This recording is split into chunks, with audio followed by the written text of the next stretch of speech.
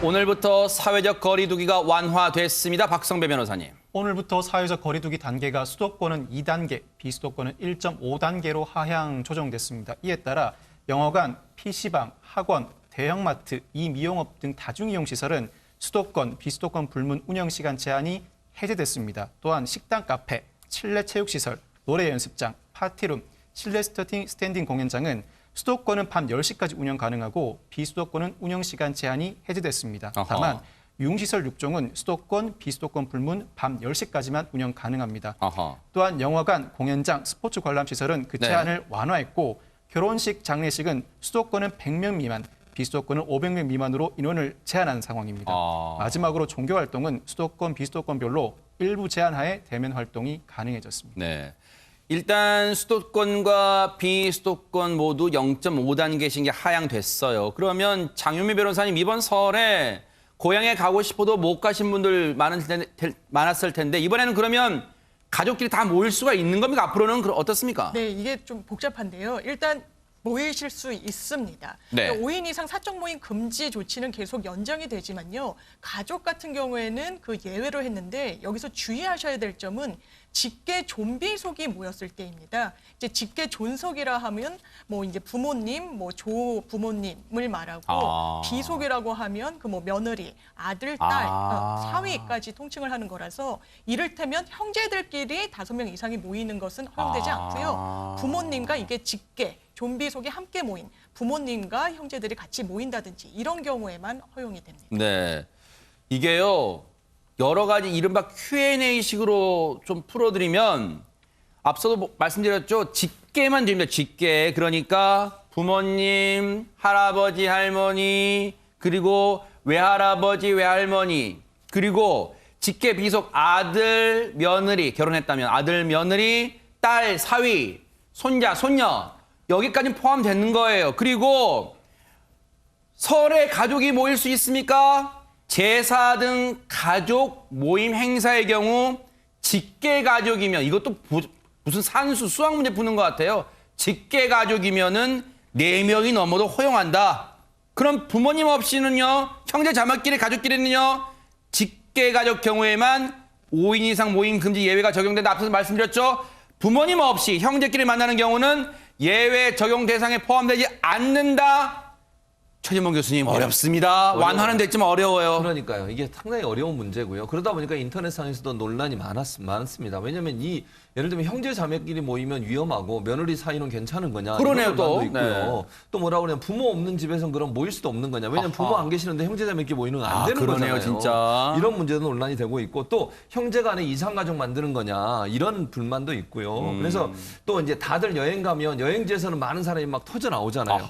그런데 가족끼리 모이는 게 왜 이렇게 안 되는 거냐. 이런 불만들이 많아서 실제적으로 이게 실효성이 있을지에 대해서도 논란이 있고 또 하나는 형제 자매 간에 못 모이게 하는 것은 무슨 의미인가. 이건 사촌 간에 못 만나는 거거든요. 결국은. 이랬을 경우에 오늘 수 있는 여러 가지 부작용을 왜 생각을 안 했냐. 다시 말씀드리면 가족 구성원이 다양한 형태로 존재하고 있을 텐데 그 부분을 다 고려하지 않고 단순히 그냥 직계 존비속 이렇게만 딱 끊어버리니까 부모님이 안 계신 상태에서 형제자매끼리 우애가 깊어서 만날 수 있는 상황이 될 텐데 그런 상황은 예외 조항으로 나오는 이런 문제가 발생하는 문제를 고려하지 않은 것에 대한 불만이 지금 속출하고 있는 상황입니다. 아니 그러면 김유진 아나운서 정부는 네. 그렇다면 이런 허점과 그에 따른 불만을 전혀 예측하지 못했던 겁니까? 그랬다기보다는 이게 방역의 측면에서만 볼 수 있는 문제가 아니라고 판단했던 것 같습니다. 이게 지금 5인 이상 집합금지 조치가 길어지면서 연로한 부모님을 뵐 수 없다는 불만이 터져 나왔기 때문에 이런 문제에 있어서 예외적으로 좀 만남을 허용하게 된 거라고 설명을 했습니다. 그렇기 때문에 지금 이게 감염 위험성이 낮아져서 허용한 것이 아니고 그렇기 때문에 만나더라도 같이 식사를 한다거나 아니면 장기간 오래 같이 있는 부분은 자제해달라고 당부하기도 했습니다.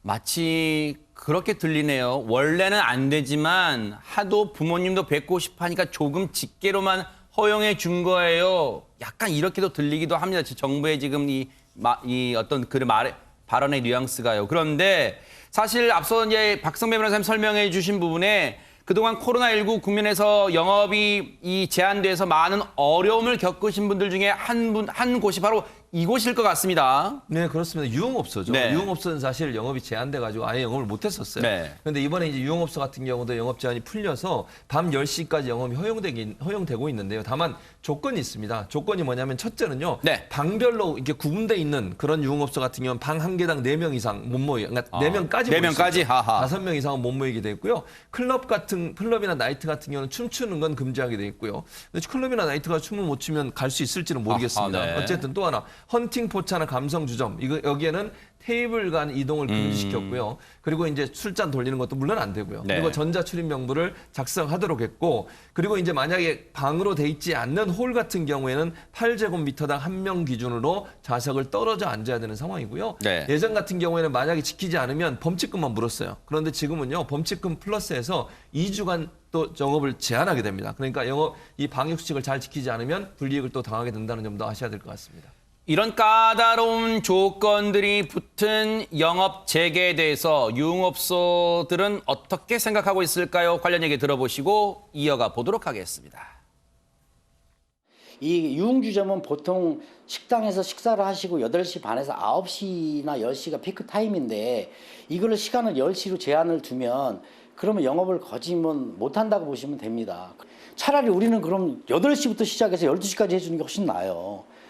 10시까지 한다는 거는 뭐 나갈 거는 지출은 다 똑같이 나가야 되면서 장사는 3분의 1 수준도 안 되기 때문에 그런 거를 좀 정부 차원에서 많이 세심하게 좀 살펴주셨으면 좋겠습니다. 어떻게든 간에. 얘기를 들어보니까 10시까지로 영업 제한을 1시간 풀어줘도 이분들한테는 별 도움이 안 된다 이런 지금 투로 얘기를 하고 있습니다. 네, 그렇기 때문에 이 조치에 반발을 하면서 이 유흥업장에서는 일부 유흥업장에서는 개점 시위를 하고 있기도 합니다. 시위에 참여한 클럽 사장이 이렇게 얘기를 하는데요. 대부분 클럽들이 밤 10시에 시작을 하는데 연장된 조치 시간이 밤 10시면 이게 무슨 소용이냐라고 얘기를 하면서요. 네. 실질적으로는 영업 제한이 계속되는 거나 마찬가지다라고 네. 주장을 하고 있습니다. 실제로 이 서울 여의도 국회 앞에서는 한국유흥음식업 중앙회 소속 회원들이 기자회견을 열고요. 업종별로 현실성 있는 방역 지침을 마련을 해달라라고 촉구를 하면서 삭발 시위도 한 상황입니다. 이들은요, 보통 8시부터 유흥업소 영업을 시작을 하는데 밤 10시 이후 영업 제한 기준을 적용하면 사실상 2시간밖에 영업을 하지 못하는 것이 아니냐라고 아주 강력하게 얘기를 하고 있습니다. 네. 사실 이런 걸 보면 참 규제를 푼다는 게 마치 수학 문제를 풀거나 퍼즐을 맞추는 것처럼 참 쉽지는 않다 이런 생각도 해봅니다. 그런가 하면 지금 들으신 것처럼 거리 두기는 완화됐습니다만 지금 아직 긴장의 끈을 놓을 수 없는 이유가 있습니다. 김유진 아나운서. 네, 서울 용산구에 있는 순천향대학교 병원에서 집단 감염이 발생했습니다. 첫 환자는 지난 12일에 발생했는데요. 입원 환자 중에 2명이 최초에 병원에 입원할 때는 음성 판정이 나왔는데 이후 5일 후에 진행한 추가 검사에서 양성 판정을 받았습니다. 아하. 이후에 전수 검사를 해봤더니 병원 본관 7층부터 9층까지 무려 지금까지 확인된 확진자가 87명이나 되는데요. 아하. 서울시에서는 환자가 집중적으로 발생한 병동의 경우에는 지금 동일 집단 격리, 코호트 격리를 하고 있고 계속해서 추가 검사를 진행하고 있는 상황입니다. 서울에 있는 순천향병원이면 서울의 중심에 있는 병원이라서 더 지금 긴장감이 클 수밖에 없습니다. 서울시의 이야기 한번 들어보시고 이어가 보도록 하겠습니다. 역학조사에서 해당 병원은 병원을 출입하는 보호자 명부를 작성하고 마스크 착용을 권고하였으나 CCTV를 통해 확인한 결과 일부 환자 및 간병인의 마스크 착용이 미흡하였던 것으로 파악되었습니다. 3계층의 다수 병실에서 환자, 간호사, 보호자, 간병인 등 다양한 확진자가 발생한 점은 해당 장소에서 지속적인 노출이 있었을 것으로 보고 조사하고 있습니다.